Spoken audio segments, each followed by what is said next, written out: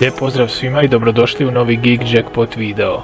U današnjem videu ćemo govoriti o jednoj popularnoj slot igri, a riječ je o pravom klasiku pod imenom Dolphin's Pearl.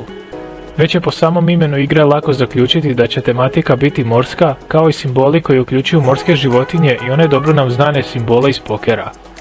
Za dobitak je potrebno spojiti barem 300 simbola u jednoj od 10 linija, a pritom mogu pomoći i wild te scatter simboli. Wild simbol je simbol dupina i on mijenja sve ostale simbole osim skatera kako bi se igraču povećale šanse za dobitkom. S druge strane, skater je simbol koji igračima može donijeti 15 besplatnih vrtnji, a radi se o simbolu školjke s biserom. Njih je potrebno otvoriti barem 3 na bilo kojim pozicijama kako bi se došlo do bonusa.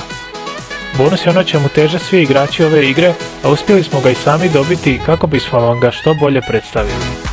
Evo kako je to izgledalo.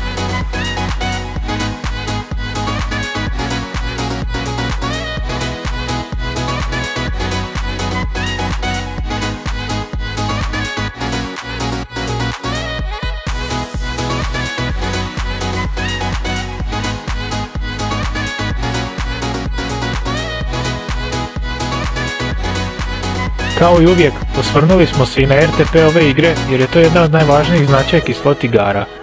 Za Dolphin's Pearl RTP iznosi 95,13% što spada u nekakav prosjek jer RTP slot igara uglavnom se nalazi između 93 i 97%.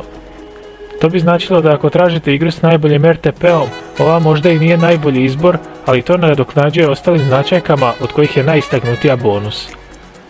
Što se tiče recenzije igre Dolphin's Pearl, to bi bilo to. Ako su vam privlačni ovakvi i slični sadržaji, pozvao bih vas da se besplatno pretplatite na ovaj kanal.